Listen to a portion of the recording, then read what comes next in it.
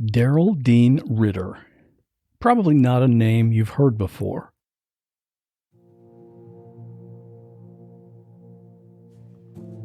In 1986, Ritter was 34 years old, and he was living in Waurika, Oklahoma. In fact, he was living in the Jefferson County Jail. He was serving a 7-month sentence. The crime that landed him there sounds kind of silly by today's standards. He was convicted of possession of marijuana. Medical cannabis is now legal in Oklahoma, and there's a strong push currently for the legalization of recreational marijuana as well, so that's probably going to happen at some point. But back in 1986, getting caught with a baggie of weed in your pocket meant you were going to spend some time in jail. Well, Daryl Dean Ritter was not happy about that, and he decided he was not going to stay. So he came up with an escape plan. At the Jefferson County Jail, the cell doors were electronic. At night, the guard could flip one centrally located switch and all the doors would lock automatically. Well, one night, before the cell doors were all locked for the night, Ritter jammed a wad of paper in his door, which prevented it from being locked. He also made up his bunk to make it look like someone was sleeping there so the guards wouldn't suspect anything when they made their rounds overnight. I know, this sounds like a plot to a really low-budget movie. But Ritter's plan actually worked. He was able to sneak out of his cell and escape from the jail. Chances are he'd been there a few times before this, so it helped that he knew the layout of the place. The next morning, he was discovered missing. Assistant District Attorney Glenn Hammonds made a public statement to announce that they had an escapee and that authorities were on the hunt for him. Of course, he was soon captured and brought back to the jail to finish his sentence, with some more time added because of the escape. And you'd think that maybe after that, he'd get things figured out and start making some smarter decisions about his life. But 11 years later, he was back in the news. My guest today, Garrett, had an unexpected encounter with Daryl Dean Ritter, and neither of them could have predicted how it would end. Real people in unreal situations. There is a man standing in front of me in my bedroom. My friend has been shot. I'm literally inside the river, and I'm inside my car. He had told me multiple times that he was going to set himself on fire. If you say my name or try to look at me, I'm going to kill you. And he was just sobbing. He said, Mom, tell me you're going to be okay. And I jumped on the hood of the car, and I held on. And I looked into the garage, and he was hanging from the rafters. I had somebody standing on my neck. He's better to me dead. I want him dead. I'm Scott Johnson, and this is What Was That Like?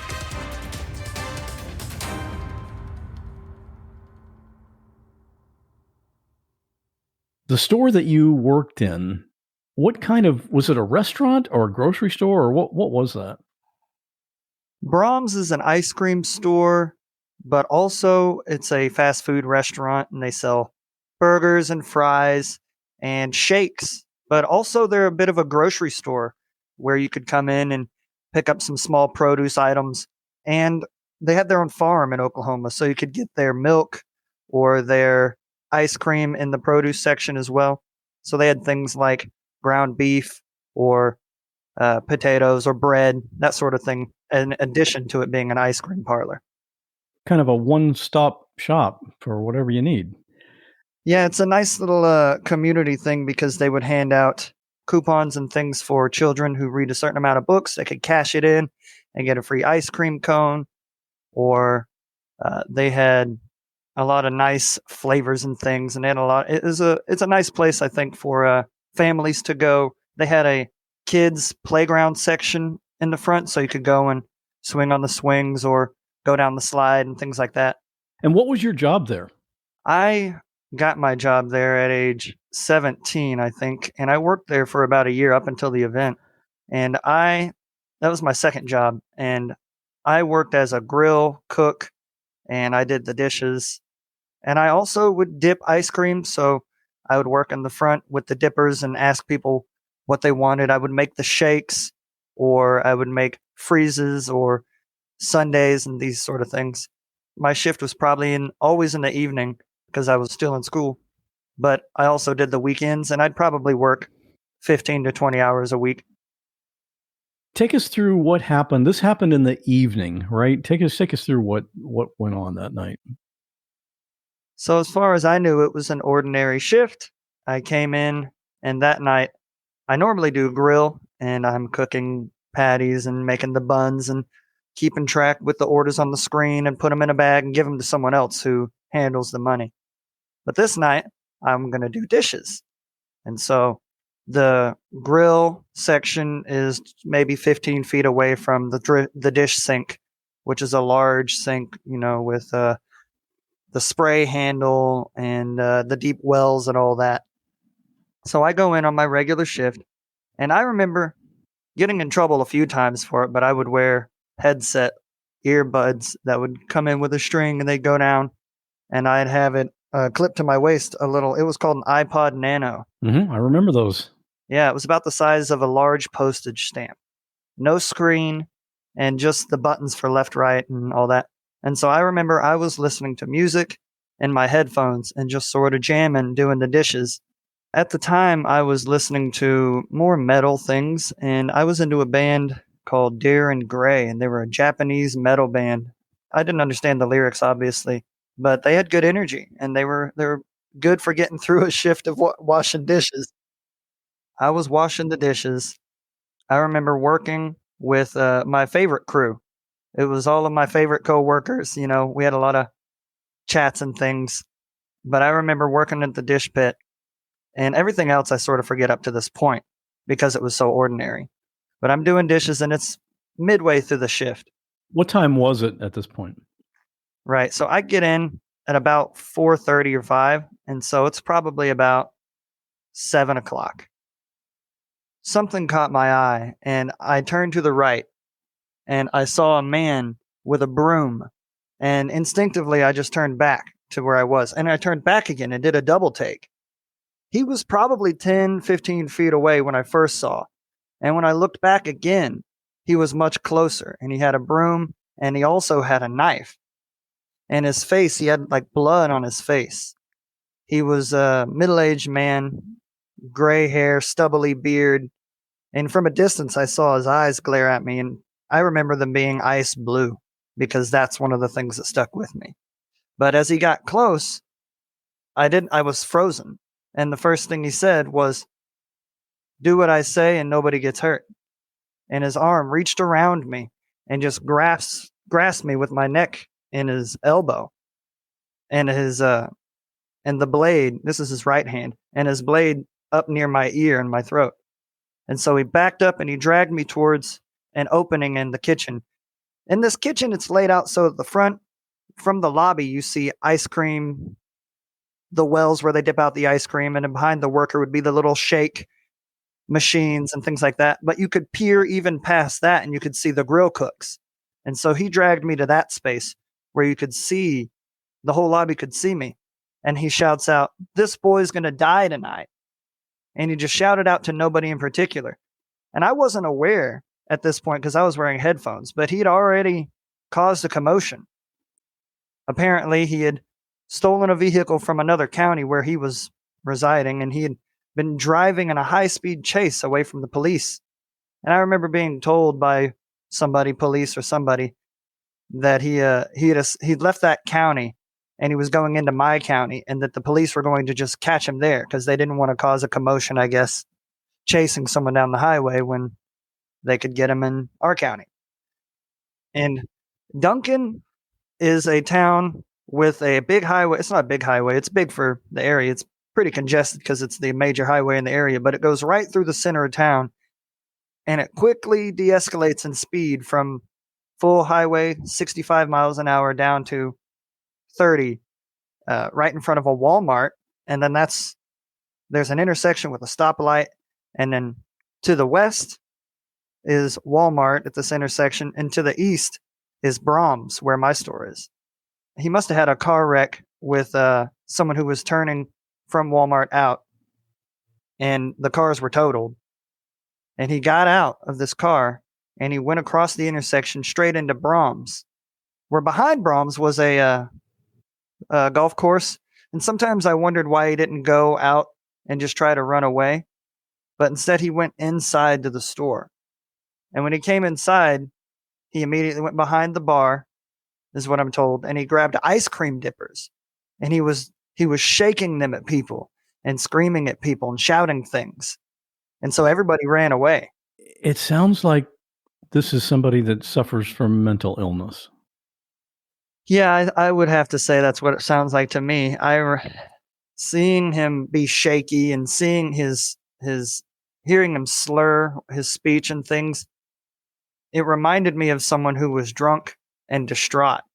But anyway, from there, he definitely must have been struggling with something. I remember being told also that he was not taking a certain medication, but this could have been rumors of something. Right. So when he came in the store, there were customers and there were other workers. Why do you think he targeted you? I would have to say it's because as soon as he grabbed the ice cream dippers, all the people working in the front were teenagers, high school students, except for the managers who were in the little office doing the numbers. And so he's shaking the ice cream dippers and they run away. And there's several double door sort of accesses to the ice cream space. So it was easy for people to run away. And so I'm assuming he was going to assault somebody. He must have been intent on assaulting somebody because he grabbed a knife. The knife is sort of like a steak knife you would use at Outback. You know, the bread knife, steak knife that's got a black handle. I hesitate to call it a bread knife because it was a serrated edge, but it's not a steak knife because it's not big. But it's still very sharp and it's made for sawing. You know, it's a serrated blade.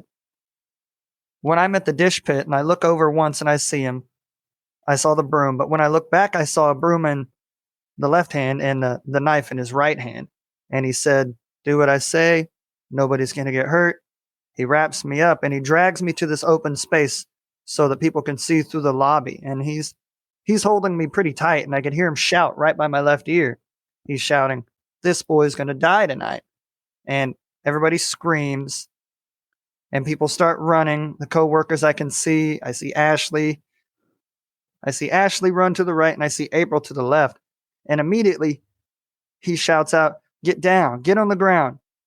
And he's pointing at April and he says, "Get on the ground." And she screams. She's got a really high pitched voice, like almost a baby voice, the highest voice of anybody I ever known. And she's like, you know, she looks like a chihuahua that's about to pee. You know, she's bouncing up and down. And he shouts at her repeatedly. And even the coworkers, they chime in, try to say, "April, get down." And she runs out of the front door.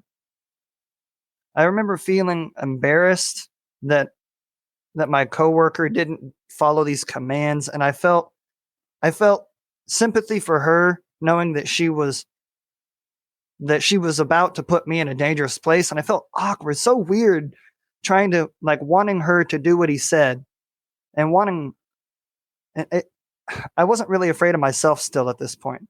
Well, see, that's the weird thing. Like, if you know somebody like that's so unstable, you don't know if somebody doesn't do what he wants. That could mean your life. Yeah.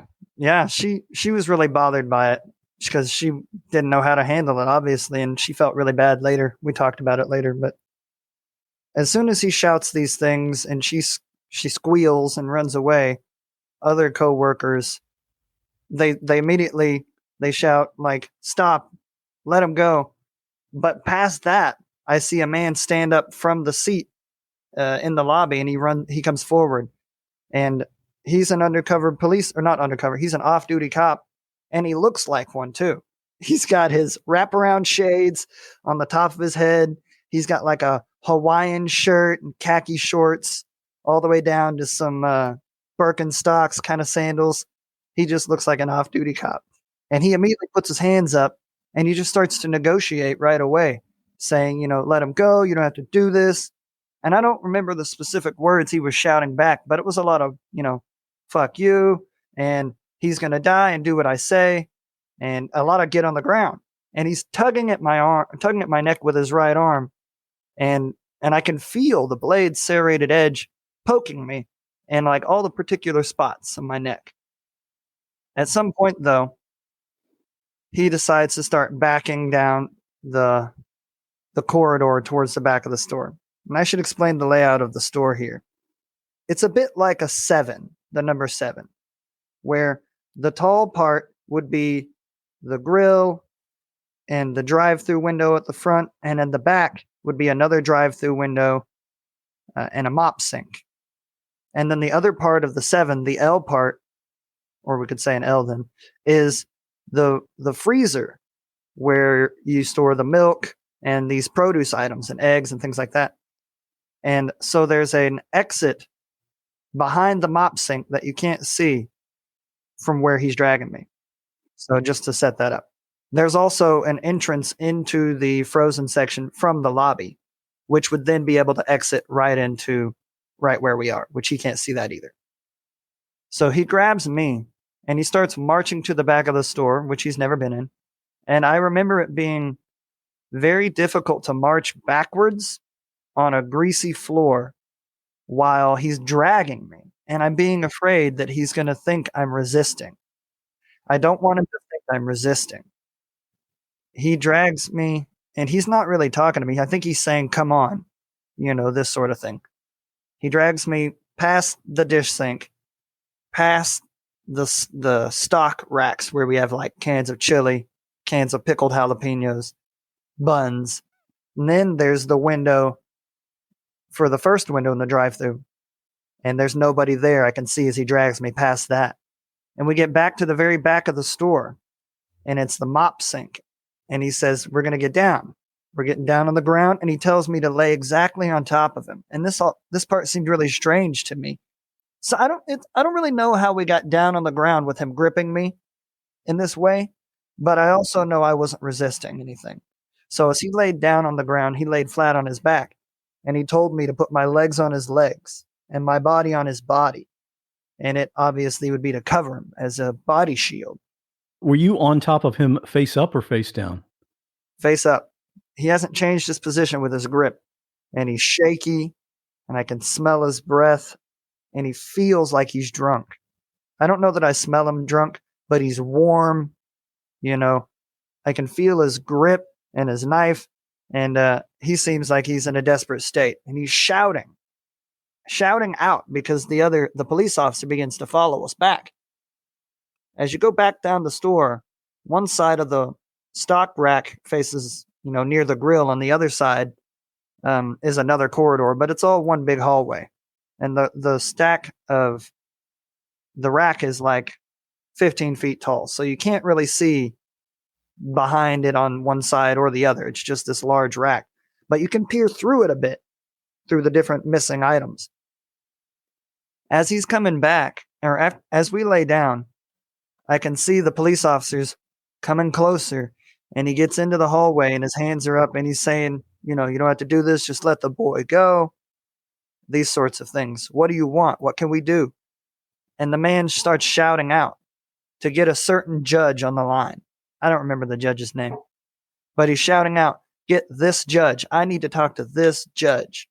And the cop says, all right, we're going to get him. Just don't do anything crazy, And he's like, I'm going to go do it. And he leaves. And the man is there holding me. And he tells me, shout for help. Call out for help. And it's humiliating. It's embarrassing. I don't want to. So he keeps saying it. Scream. And so I just say, help. And he tells me to scream. And so I scream louder and I emphasize a quake that wasn't really there because it's shocking and it's horrifying, but I'm not really afraid. It's awkward. It's humiliating. And he makes me shout out help. This podcast is sponsored by BetterHelp Online Therapy. You already know relationships take work. This applies to how you relate with your significant other, your friends, and your family members, and it's especially true for the most important relationship you can have in your life, your relationship with yourself. I mean, if I get a call from a friend who's stranded somewhere because they ran out of gas and need help, I'm on it. You do the same thing. It's interesting that we go out of our way to treat other people well, but how often do we give ourselves the same treatment? I like to invest in myself by getting input and coaching from people who are experts in areas where I can use help. There's a huge benefit in that. And you've heard a lot of my guests on this podcast talk about how they've seen amazing progress through therapy. So this month, BetterHelp Online Therapy wants to remind you that you matter as much as everyone else in your life does. And therapy is a great way to show up for yourself. BetterHelp is online therapy that you can do by video, phone, or even live chat sessions with your therapist, so you don't even have to see anyone on camera if you don't want to. You don't even need to brush your hair. The pricing structure means it's much more affordable than in-person therapy, and you can be matched up with your therapist in under 48 hours. And since this podcast is sponsored by BetterHelp, What Was That Like listeners get 10% off your first month at betterhelp.com/whatwas. Give it a try and see why over 2 million people have used BetterHelp Online Therapy. That's betterhelp.com/whatwas and get your first month at 10% off. And thanks to BetterHelp for sponsoring this podcast. After a moment or two, I think the cops must have showed back up. He must have came back out, and maybe there were even more police officers off duty in the lobby, because it didn't take long for some people to show up. And I see there's more than one after 10 minutes or so. Right. By this time, somebody would have called 911 to let them know. And so cops are going to be on the way. Certainly people were calling for help before he ever came to me, because it was some disorderly behavior on there, shaking dippers and causing a scene. So after he's got me laid down, after he's got me to call out for help, his hands are wrapped around my neck, and he reaches up with his hand, his left hand, and he puts his finger in my mouth and tries to pull on my cheek towards the right, as if to fishhook me. And it's gross and it's weird, and I don't know what the point is, because he's not hurting me, but I guess he wants to look like he's extremely dangerous. And then his hand goes from my mouth, drags spit onto my face, and he rubs his hand on my eyeball, and he begins to try to scrape at my eye socket. I'm assuming this is to look especially dangerous, and he's trying to fishhook me and claw at my eye. And police are there, and they're shouting, suddenly, don't do that. Stop, let him go. I can now see, after these three things happen, he's laid me down, he's made me call out for help, and then also the fishhook and the eye gouge. At this point, I can peer through the cans, and I can see armored men with big guns. I don't know if he can see them, but I can see them aiming through the cans. I see one at least with like a shotgun or something, and another one with another gun to the right, and they're both coming straight at me. So they're probably 30 feet, 25 feet away down the hall, while the man with the the off-duty cop outfit is standing there with his hands up, and they're trying to negotiate. He's still shouting about get back and get the judges and things like that. I remember being on my back while I'm on top of him, and I see these officers in the back, the SWAT team, and I realize that he can't see, but just the room we're in, the little mop sink room, is about a 5x5 or 6x6 room, and it's just walled on three sides. And I know that directly on the other side of the wall is the back door. And so if I can see people in front of me, then they're right there too. Somebody must have told the police there's a back entrance. And so if they had a moment, they would bust around that door and they'd be right in front of us. So I know that there's cops there. And I know that they must have entered through the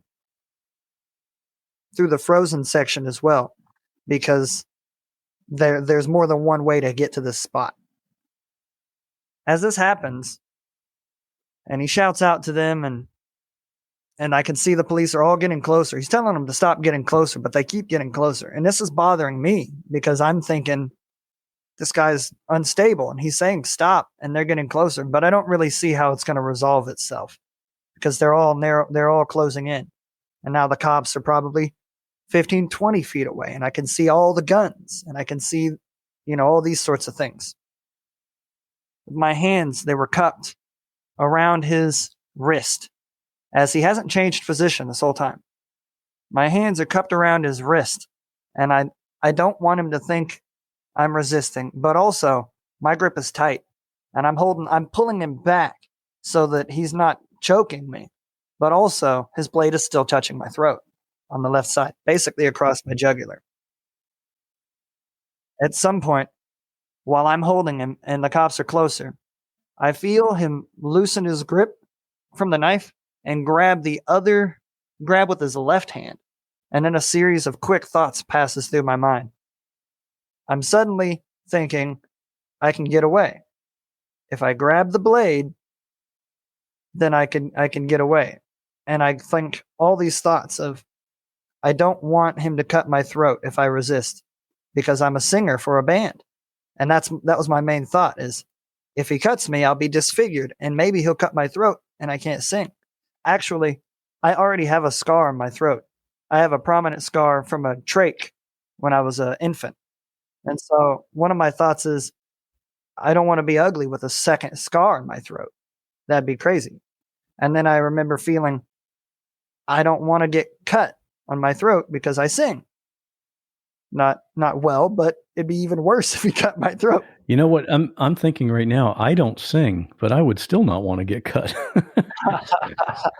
Yeah, for whatever reason, I wasn't particularly terrified, more humiliated, and I definitely don't see a way out. But at this point, once he switched the blade from his right hand around my throat to his left hand, which I know is bent at a tight, acute angle, I realize he has no leverage on my arm or with the knife. So in a quick moment, I release my right hand and I grab the blade and I'm going to get free. And I immediately thought, as soon as I grab the blade, time stops and I go, I should let go. I shouldn't have done this. He's going to cut me. Can I let go and go back to where I was? And will things just go like they were? I don't know why I didn't, but obviously that would have been the worst thing I could have done. So instead, in that moment, I grab the blade by the metal and I squeeze and I turn my wrist and I break his lock because he's got no leverage. And all in one motion, I turned the blade and I spin over to my belly. And I must have had my left hand able to reach past his torso, touch the floor, and I kick back and I throw the blade down just right in that moment, right in the floor, right to the mop sink. And I slide back and I must have slid on this greasy floor 5 feet, right in between the two legs of a SWAT team officer. And I can tell there's 3 or 4 of them now. And as I get there, he's sort of propped himself up, the man, and he gets shot right in the heart and the chest and the stomach. 3 shots instantly. And they all yell at me, go, get out. So I stand up and I start to run. And as I start turning the corner to get out from behind the stock shelf, I remember feeling this really strange elation at being able to escape. There's an odd humor in it because as I ran, I mentioned the greasy floor because I let my feet slip as I ran, sort of like a cartoon character. Whoop, whoop, whoop, whoop, whoop, whoop, as I turned the corners. I don't know. I must have been just immature to think that as I run away from my own safety, it's over. But I wanted to slip and slide. I don't know why that happened, but I always remembered that. In my mind, it basically went whoop, whoop, whoop, whoop, whoop. That is so interesting. Yeah. It's a strange, bizarre point. But as I sprint out into the lobby, there's these automatic doors that are pinned open. And I run through the threshold. And a man outside with another gun basically swings his gun at me from the butt and just barely stops from hitting me and says, get on the ground. Get on the ground. And so I'm on the ground. The police have me on the ground. And they help me put my arms behind my back. And then they shout into the radio that he's out. And then somebody must have said that was the hostage, because he said, okay, get up. Right, because they wouldn't have any way of knowing if they didn't have a description of you or the other guy. Yeah, I think somebody immediately after the shots, somebody must have shouted out, he's running out, or he's getting out, something like that. That was, the pronoun game where you just say an it and a he, and nobody knows who it or he is. So I'm running out of the door, and I've been told to get on the ground, and then I get told to get up, and it's dark outside because it's December. Even so, it's maybe like 7:45 or maybe 8 o'clock, something like that. And so it's dark outside. The parking lot is full of police, ambulance, fire trucks, and the police officer marches me over to my group of people, my coworkers, over there at the edge of the parking lot. And I don't go back to the building now. So we go over there, and I'm still on this weird mindset of I escaped. I'm good. So I'm in a somewhat chipper mood. I'm excited to be free, but my voice is shaking and it's bizarre, and everybody's going to talk to me. And so Ashley gives me a cigarette, and I don't smoke. I smoked that menthol, and then I smoked for 10 more years, actually. And I just quit a couple years ago. So I've been not smoking for about 3 years. Wow, congratulations on that. But what a way to start, though. Yeah. She gave me a cigarette, and I appreciate it. Thank you. But it cost me a lot of money since then. So she gave me that cigarette, and I talked to my managers who are apologizing as if they did something. And we all get together, and they're all saying, "Are you okay?" And then April looks at me and bursts into tears because she's very distraught about not being able to manage her own fear when it was crucial earlier. And I tell her, it's okay, everybody was afraid. So we're about to leave the area now. We get to the cop car, and they drive me to the police station by myself. And then they sit me in a room. This is how it goes. I don't remember the spaces in between, but I remember getting to the police station, and they left me alone with 4 or 5 or 6 of the other people that were working that night. And I remember Ashley and April and Daryl and a few other people were in there, and everybody's staring at me, and they're all asking me questions. And I'm lighthearted, jovial, and making sort of quips, being clever. And eventually someone tells me to go to the bathroom. And as I go into the bathroom, I look in the mirror. I'm covered in blood, and I haven't been cut. So he was bleeding all over me. And I realized how macabre those jokes must have felt to the other people, because I bet after being traumatized, knowing that their friend and coworker is trapped, and then when they see me, I'm joking, but I'm covered in blood. I bet that was awfully bizarre. I'm sure they remember that. How was he bleeding? Was that from the car crash? He was bleeding from the car crash. It was a pretty serious wreck from what I remember. I don't remember hearing that anybody else was hurt, but that part might have got lost. He was going, I think, something like 70 miles an hour, 80 miles an hour, and smashed into another car. And so he was bleeding he was bleeding all over from his own face. And that's where he was bleeding on me from. When you were sitting there with your coworkers, kind of joking around, I'm wondering if you really were okay and you were just kind of back to normal, or if you were still kind of in a state of shock and the humor was just a coping mechanism. What do you think about that? Yeah, I don't think it was a coping mechanism. I think I was reveling in attention because I was never particularly afraid, honestly. I was mostly sympathetic and embarrassed. And the reason I didn't want to fight back was not only because I didn't want to get hurt, but also because he felt so desperate and he felt crazed. And I didn't want to put him in a position where he'd be, embarrassed. He was already somewhere really humiliating. And I felt like if I fought back, that'd be worse for us, not just him, but me. I thought if I let him have the control, then we'd be able to get through this, because maybe he's, maybe in his wisdom, holding me hostage was the right way to not hurt me, because he's already in so deep. And I don't remember being particularly concerned after I got free. I wasn't afraid. I wasn't spooked. I wasn't afraid to sleep. He didn't have me scared of shadows or anything like that, because it felt so freakish. And when he grabbed me and held me, and I didn't want to resist, I didn't want to make him think I was fighting. And when he drug me backwards, I wanted to stay in step so that I didn't lag behind. And when he had me on the ground, I didn't talk to him. And he told me to shout, so I shouted. And he made me put my legs on him. And eventually, I somehow decided that this isn't going anywhere. I need to be free because it's dangerous. And I was afraid for my hand and my throat and those things then. But I wasn't horrified. I was petrified, though.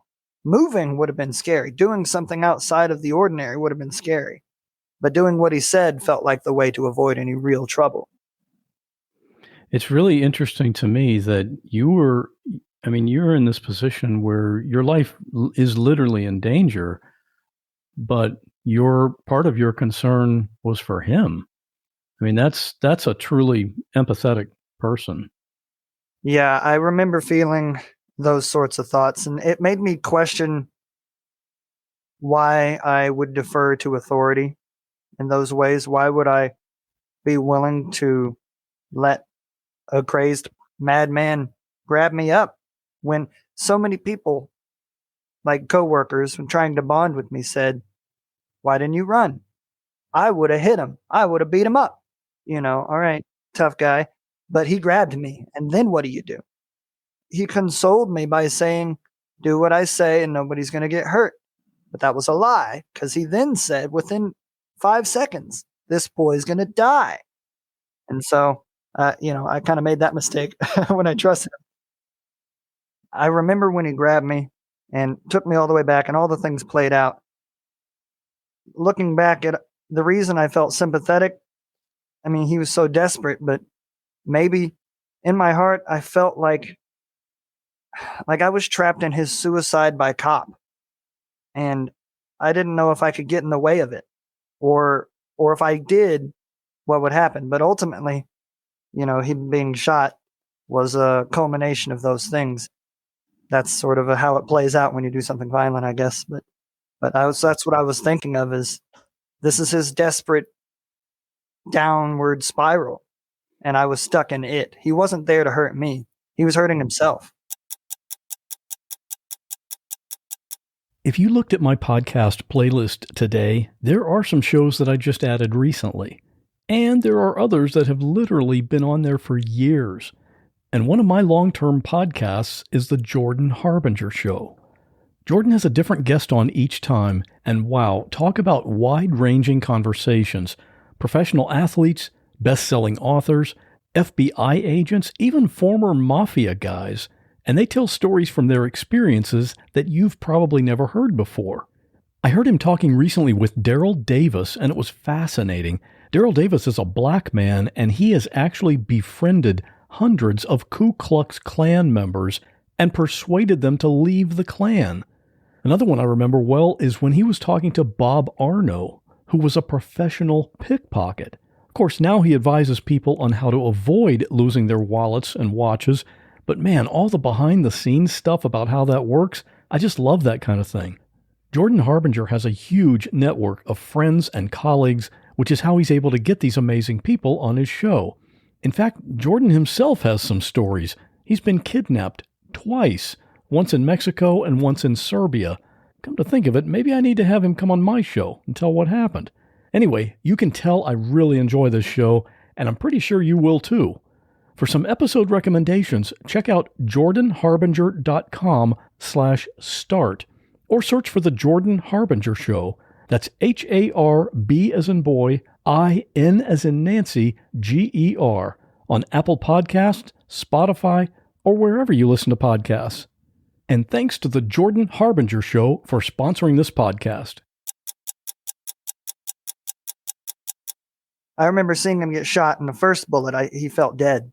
I was already staring at him, and it was pow, pow, pow, instant. But I remember thinking right away, he's dead. He died from the first shot. And part of what stuck with me is I took the knife away. I know that. I know that when I got away that he was disarmed and they shot him. And that always stuck with me and bothered me a bit because they didn't need to shoot him. At least that's what I thought. I remember being told that they were afraid he'd cut me. Okay, well, shooting him doesn't save the bleeding boy. So I never understood. But I did learn later at some point that the man who pulled the trigger had also shot a dog in the past. Maybe he's traumatized by the actions of his job, or he was ready to do his job. So in some way, I always felt like he didn't need to be shot because I'd taken his knife away. Yeah. On the other hand, it's easy to look back in hindsight and view all that not being in the moment, but definitely, especially since I acted fast and I slid out of the way. That instant moment, maybe they couldn't tell he didn't have a knife, or maybe he began to stand up and reached for the knife because I was doing, my spin maneuver. Maybe I didn't have a great view of his. Maybe he was coming after me in that half a second. But I recall that I slid away and it was instantly shot. So this happened in a pretty small town. This must have been the big news of the day. It was on everybody's mind, I think, because the town has about 25,000 people, so not very big.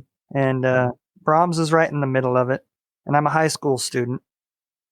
I went to the school the next day, and I had I had a cut in my finger, so I still have that. I have a cut in my finger, in the fold of my finger, but I had a little bit of scratches on my neck as well, because while he didn't slice me, he had the blade up against my neck, and it left some abrasions and some marks.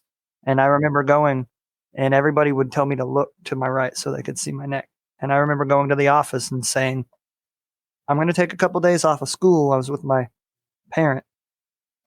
Actually, yeah, that part's interesting. Right afterwards, I went from the police station. I guess they went and took me back to my house. Somebody did. And I was alone, and there was nobody there. So I had to call my dad because I lived with my father. And I called him just to tell him, hey, something happened tonight. And I got held hostage in this violent situation, but I'm okay now. I don't know how to respond to that as a father, but he eventually showed back up, and I called my mother and told her too. And since I didn't live with her and it was so traumatic, she wanted to come up, and she picked me up for a few days. And so I didn't go to work or school for 3 days, and then I decided that that's plenty because I wasn't particularly bothered. And I went back to work, and the store was still running, and the store was still open. And everything continued at school. Sometimes people would ask me questions because it was the thing that people might be talking about, or that might be the thing that might know me for. I was never contacted by anybody from the family or any lawyers or anything like that. But I did have a class with one of his family members, and I didn't know that until I'd talked to her about what was happening this coming week. And she mentioned that she was going to go to her uncle's funeral. And some way I knew it was him. I don't remember what. She might have said his first name or something. But we didn't go on to talk about, hey, that was the guy that, because I felt sympathetic, thinking that he didn't need to be shot and things like that. Did she ever know that you were the hostage? I think everybody knew because I had the cuts on my neck and people wanted to talk to me about it. And I had friends that were loud. So I'm sure that she awkwardly sat on the other side of the class and she must have known. Yeah, I'm sure it was probably a little bit embarrassing for her too. Yeah, I bet so. Since it was her family that did this. At the time, I thought whether or not I wanted to go to the funeral because I felt sympathetic, but I chose not to because it's probably not my place. I didn't want anybody to make any scene or anything. So that's probably a good idea. Yeah, probably a good idea. So you haven't had any recurring trauma or anything from this experience? The one moment that specifically sticks out was related to the event. I mostly was unbothered, except I did feel some shock for a while seeing people who looked just like him. Middle-aged man, rough skin from working, and blue eyes, like super light blue eyes is what stuck out. And I remember being in the driver's seat of my car on 81, the same highway that runs through Duncan. And I pull up to a stoplight when another car pulls up to my left. And a man looks out and he looks similar. And his eyes lock with mine. And I think he's going to yell at me. I think he's going to get out and walk over. And I remember staying still in the car. And it was just like before, honestly, where if he would have done anything, then I would have been captive. But then the light turned green and he drove away and I didn't. And he wasn't going to shout at me. He was just a man looking. That was the most that I'd been struck by the trauma, was basically that one moment. I also went on to take his name. I used his last name in a small project with a musician friend. And we had a little jam band, and we went by the name Ritter just because it has a story built into it, and I liked the way it sounded. And I guess it must have been on my mind more than I wanted to admit at the time. I just can't help but think that if you, on that day while you were working, and as you said, it's just a routine shift, if you had not had the earbud in, and you would have heard him talking and yelling prior to when he came to you, I wonder how this whole thing would have turned out differently, maybe. Yeah, could have. I'm pretty sure I was the only one not paying attention because everybody else was in the lobby looking at the grill. Everybody else was out there looking in. And I'm assuming that everybody heard the commotion, and I was the only one listening to heavy metal. Key takeaway: be aware of your surroundings. Yeah. At least you came out okay in it.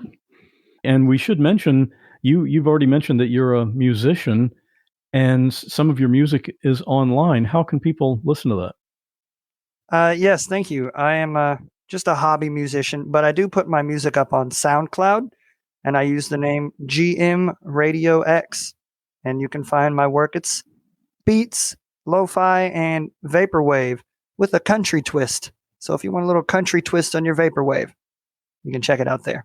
Sounds good. Well, we'll put a link for that in the show notes for this episode as well, so people can go there and listen if they would like to. Thank you. Thank you for listening. Thank you for having me.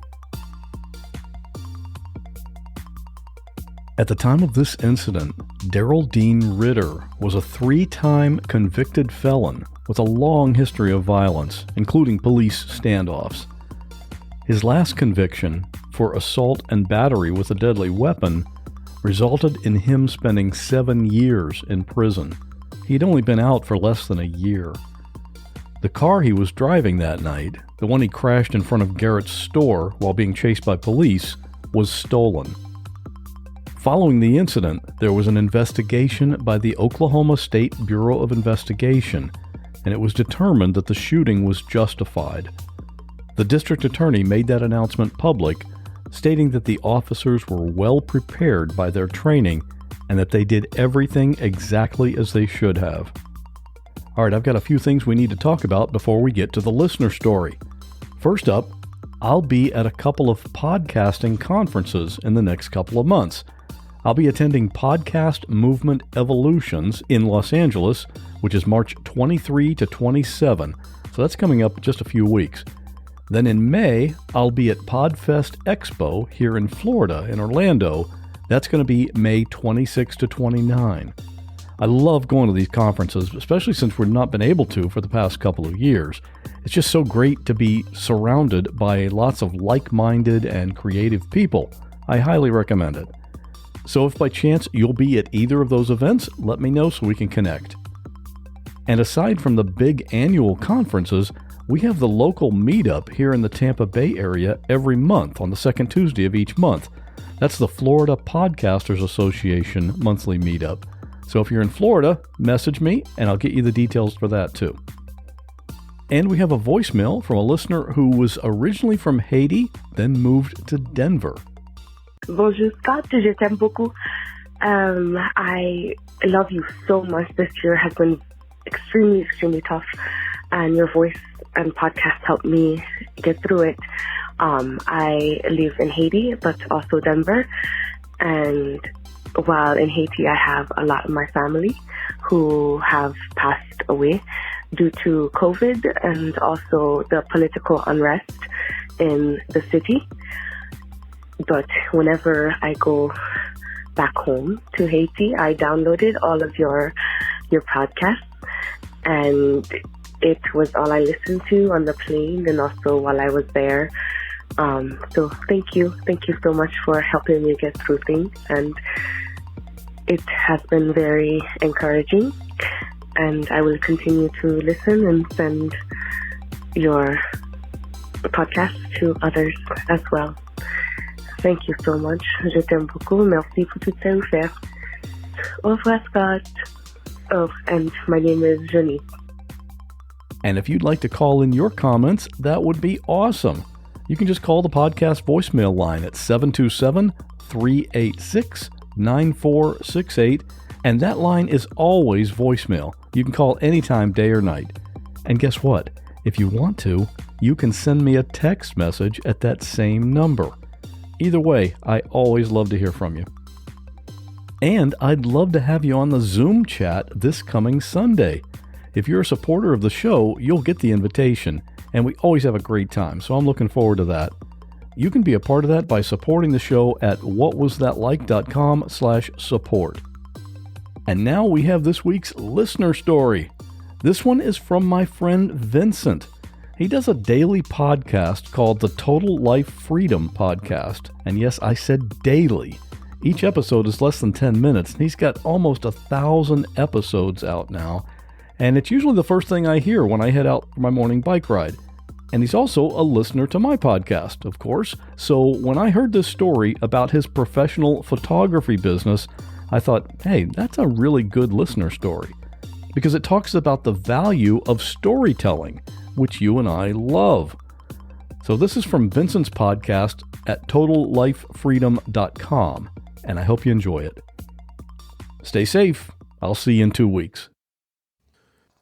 We don't remember the fact checkers. We remember the storytellers. Just look around. Think about the people that you quote. Think about what you can't wait to tell your friend. Think about when you go to an event. I don't come back and say, here are the stats that I learned. Here's the order in which they presented it. I say, check out this story that I heard. And within those stories are the facts and lessons. So many people get this backwards. Storytelling is how you stand out, and storytelling is how you're remembered. I'm going to wrap this up with a story from my career that allowed us to stand out and expand our reach, our influence, and our income because of not only being able to tell stories, but to bring stories together and to know when to do it. Now, I've told a lot of photography stories in that part of my career because there's so much meaning to it. So many hard lessons were learned during those times. And 2 things I did was shoot sports and shoot weddings. My wife and I, Elizabeth, did the weddings together. Sports, I did on my own. They can't sound much different, except they're both kind of action-packed. But you would think that someone that shoots the brutal, blood-spitting, hard-hitting, board-crunching game of hockey would have little connection to the pristine world of weddings. Weddings where little girls have dreamed of that perfect romantic day since they were 7. You would also think that brides want to see nothing but the beautiful details of their perfect wedding day reflected back at them by the photographer that they were choosing. Deep into our wedding photography career, I met with a bride and her dad about her upcoming nuptials. Our approach to meeting with a bride was kind of simple. I brought 2 briefcases, both with a beautiful, modern, and custom-designed wedding album. Those albums allowed us to show 2 full weddings start to finish, displaying not only our storytelling abilities, but the way we captured moments, the way that we saw light, and the quality of our albums. But one evening, before I was to meet with a potential client, I picked up a copy of a magazine that I'd been impatiently waiting for a few days. It was an issue of Sports Illustrated, but not just any issue of Sports Illustrated. It was the issue that, after years of trying, had one of my images prominently displayed. You see, a few months earlier, I'd shot a picture of Pittsburgh Penguins superstar Sidney Crosby that was selected by their editors to be the main 2-page wide photograph that would lead off a feature story that they wrote about him. I couldn't even contain my excitement because Sports Illustrated was one of my favorite magazines growing up, probably the favorite magazine of mine. And as a photographer, it was one of my biggest dreams to get a prominent spot in that magazine. When I got the copy in my hand, I stared at it way longer than I should have. I thought back to all the years where I made no money in the industry. I made a grand total of $20,000 in my first 6 years of shooting, including my time at school. So many emotions flooded my head as I stared at that paper. Wanting to show my friend later on, I put one of the copies in one of the briefcases that held our albums. So I'm at this meeting this night with the bride and her family. Her parents were there, and she seemed to really enjoy our work. Now, the conversation was good, but by no means did I get the vibe that this was something that they were absolutely going to book. Sometimes you just know. We can tell by their language when they're going to book us. They just need to meet us in person just to make sure that we're not total lunatics before they sign the check and the contract. But this meeting wasn't the case. She made it clear that they had met with a handful of photographers and they would make their decision once they evaluated all the options. At the end of the meeting, as I put the album back into the case, I saw the Sports Illustrated at the bottom,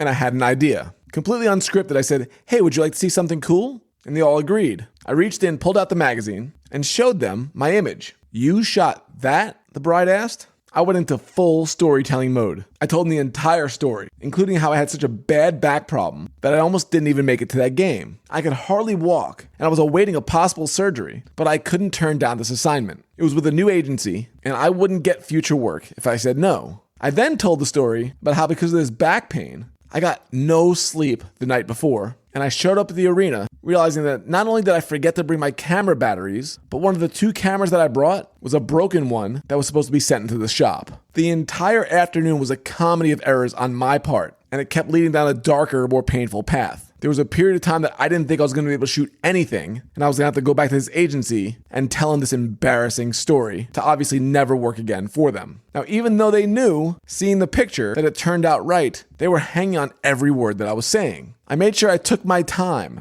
and let them feel what I was feeling. They couldn't get enough. I then described the end of the game, when that image was made. Usually, if I'm in good health, I leave my spot to rush back to the photo room, transmit the images as quickly as possible, and get out of there and beat the traffic. But I was in so much pain that I just sat there. I let the crowd file out, and I just waited. But while I sat there, the team announced the 3 stars. It's when they say who the 3 top players of the game are, and the players come back on the ice, the house lights are shut off, and it's nothing but a spotlight on them. It's a pretty cool visual. And Sidney Crosby was awarded the top star for the game. And with nothing but a spotlight on him, he skated onto the ice, spun around, waved his stick towards the crowd, and happened to look right at me. And I fired 1 frame. A month later, Crosby got hit in the mouth, had teeth knocked out, and went out of commission. But after that, he came back better than ever, and Sports Illustrated did a cover story about Sidney Crosby. My picture was the 2-page picture inside for that story. Also, that night when I went to transmit, I didn't even think that much of the image. I was contracted to send 20 images to the agency, and I had sent 19. I chose that one for the 20th, and that was the photo they selected. The bride and her parents sat with their mouths wide open. They looked at each other, then they looked at me. Then they looked at the photograph again. "We want you for our wedding," she declared. Not surprisingly, I kept that image and that magazine in the briefcase. It became routine that near the end of the meeting, I would say, "Do you want to see something cool?" One night, during a meeting with a bride and her dad on the 2nd floor of the Galleria Mall, I asked the same question again. By now, I had this story down. I knew all the details, I figured out what made people gasp, and I knew which words to emphasize. It was almost like it was part of a show.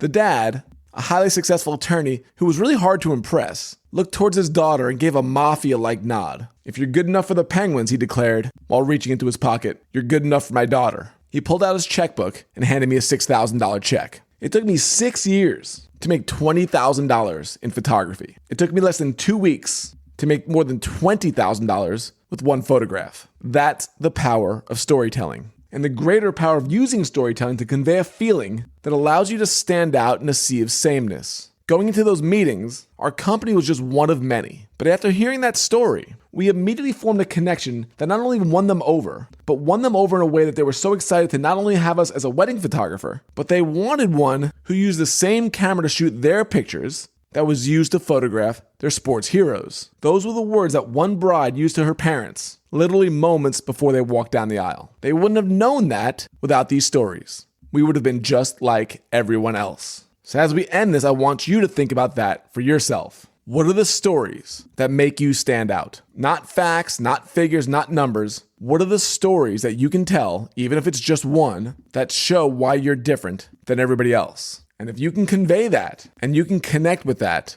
you can open up worlds that you never thought to be possible. Thank you as always for listening to the Total Life Freedom Podcast. We are here to make you better every day because this is your life on freedom.